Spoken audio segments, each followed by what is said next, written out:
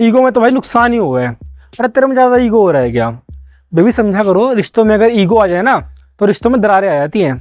अरे मैनेजर तो बस अपना ईगो सेटिस्फाई करना चाहता है। ईगो ईगो ईगो ईगो, भैंस की आँख। क्या है ये ईगो और कहाँ पे रहती है ये? आप में से कुछ लोग बोलोगे कि ईगो जो है वो मन में होती है। ठीक है, फिर मन क्या होता है और शरीर में मन कहाँ पर होता है? चलो ये बताओ, सुपर ईगो क्या चीज़ है फिर? क्या ईगो का बाप है ये? ये क्या बात करता है यार? और ये इड क्या हुआ है जी? ये तो ये खाने की चीज़ दिखा है भाई। हाय हाय। अच्छा, और ये इड, ईगो और सुपर ईगो में क्या फ़र्क होता है? आप कैसे इंसान हो? जैसे इंसान जो होते हैं या तो अच्छे होते हैं, फिर ठीक होते हैं, फिर बुरे, फिर बहुत बुरे, फिर इंस्टाग्राम पे कॉमेडी करने वाले। अब ये जो इंसान ये ऐसे बने, ये ऐसे कैसे बने? ऐसे ही बहुत सारे इंटरेस्टिंग सवाल और उन सबके जवाब जानेंगे हम आज के एपिसोड में। तो चलिए शुरू करते हैं आज का एपिसोड। शुरुआत करते हैं सबसे ज़रूरी सवाल से कि मन क्या होता है। तो इसका सीधा सा आंसर है कि ये अनकॉन्शियस माइंड में होता है। अनकॉन्शियस माइंड मतलब अगर हम माइंड को यानी कि ब्रेन को कॉन्शियसनेस के आधार पे बांटे यानी कि चेतना के आधार पे बांटे तो ये 3 तरह से होता है। पहला कॉन्शियस माइंड यानी कि चेतन मन, जैसे आप मेरी वीडियो देख रहे हो तो आप अवेयर हो, तो आप कॉन्शियस हो एक तरह से। एक होता है सबकॉन्शियस माइंड जो होता है अवचेतन मन। इसका मतलब क्या है? कुछ काम आपकी ज़िंदगी में ऐसे होते हैं जो आप खुद नहीं कर रहे, बैकग्राउंड में ही हो रहे हैं। जैसे कि जब कोई आपकी तरफ पत्थर मारता है, आप कोई कागज़ का टुकड़ा मारता है आपकी आँख की तरफ, तो आँख अपने आप बंद हो जाती हैं। या फिर अगर आपको क्रिकेट खेलना आता है तो आप छक्का लगा देते हो बिना कुछ सोचे समझे। ये भी एक अवचेतन मन का हिस्सा है। फिर आता है अनकॉन्शियस माइंड यानी कि अचेतन मन, यानी कि वो मन जिसके बारे में हम नहीं जानते, वो काम भी नहीं करता, बस वो बैकग्राउंड में अपना काम दिखाता रहता है। फॉर एग्ज़ाम्पल, जैसे आपकी जो दबी हुई भावनाएं हैं, दबे हुए डर हैं आपके, वो सारे वहीं पर स्टोर होते हैं। और जो ये अचेतन मन है यानी कि अनकॉन्शियस माइंड है, ये हमारे जीने के तरीके को, हमारे व्यवहार को बहुत ज़्यादा प्रभावित करता है।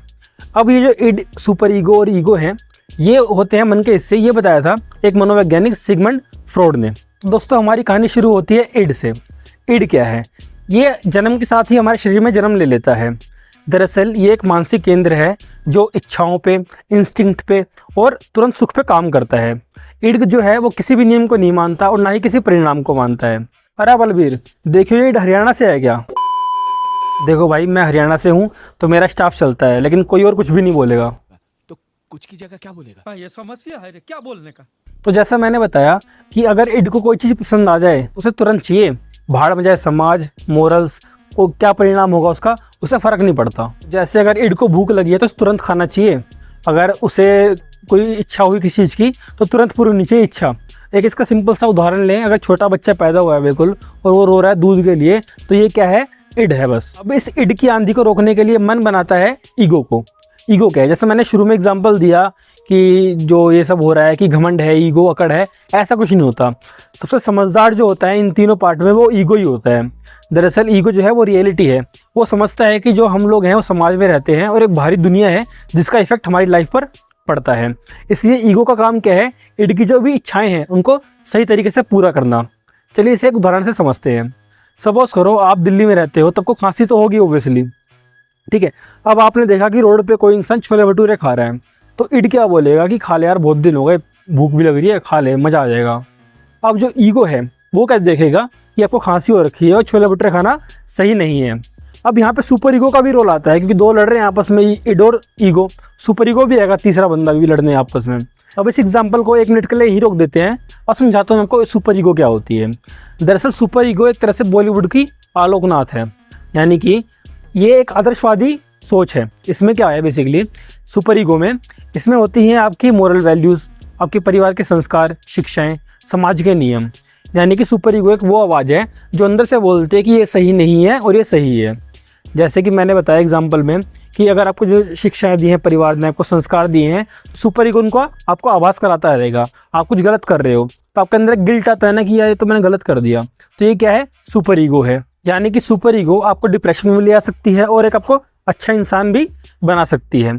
अब जैसे दोबारा एग्जाम्पल पे आए हम, तो एग्जाम्पल में था कि इड ने बोला कि छोले भटूरे खा ले, बहुत मन कर रहा है, प्लीज़ खा ले, है ना। लेकिन जो ईगो था उसने बोला कि रुक जा, भी खांसी और के बाद में खा लियो। अब यहाँ पे सुपर ईगो आ जाएगा। वो क्या बोलेगा? परिवार ने क्या सिखाया है कि ज़्यादा ऑयली मत खाओ, तो छोले भटूरे मत खाओ बिल्कुल तुम। तो ईगो का काम क्या है यहाँ पे? उसका काम है बैलेंस बनाना इड में और सुपर ईगो में। तो ईगो यहाँ पे ये बोल सकता है कि एक काम करते हैं, रोड पे रहने देते हैं, किसी अच्छे रेस्टोरेंट में चलते हैं, वहाँ जाके छोले भटूरे खा लेंगे। यहाँ पे जो भटूरे होते हैं वो एयर फ्राई होते हैं, तेल में तले हुए कम होते हैं वो। तो दोस्तों मन में ये तीनों आवाज़ें चलती रहती हैं, इड की, ईगो की और सुपर ईगो की। इड बोलता है अभी चाहिए, सुपर ईगो बोलता है ये गलत है, और ईगो क्या बोलता है रुक जाओ बाद में देख लेंगे, मिल बांट के काम कर लेते हैं। अगर इड जो है ये बढ़ जाए तो क्या होगा, इंसान इम्पल्सिव हो जाएगा, अटैकिंग हो जाएगा और सेल्फिश हो जाएगा बहुत ज़्यादा। और अगर ये सुपर ईगो बढ़ जाए तो क्या होगा, इंसान गिल्ट में जा सकता है, डिप्रेशन में जा सकता है, बहुत ज़्यादा ओवर थिंकिंग करने लग जाएगा, या ये भी हो सकता है कि वो एक बहुत अच्छा इंसान बन जाए, जो बहुत आदर्शवादी व्यक्ति हो। और अगर ईगो ख़त्म हो जाए, ईगो इंसान में कम हो जाए, फिर क्या होगा, फिर वो जो इंसान है वो टूट जाएगा बिल्कुल, और उसमें डिसीजन लेने की पावर ख़त्म हो जाएगी। इस तरह से ये तीनों काम करते रहते हैं। ये थी हमारी आज की वीडियो, बताना कमेंट बॉक्स में कैसी लगी। तो और ईगो में आके सब्सक्राइब कर लेना चैनल मेरा। तो तब तक के लिए जय हिंद, जय भारत।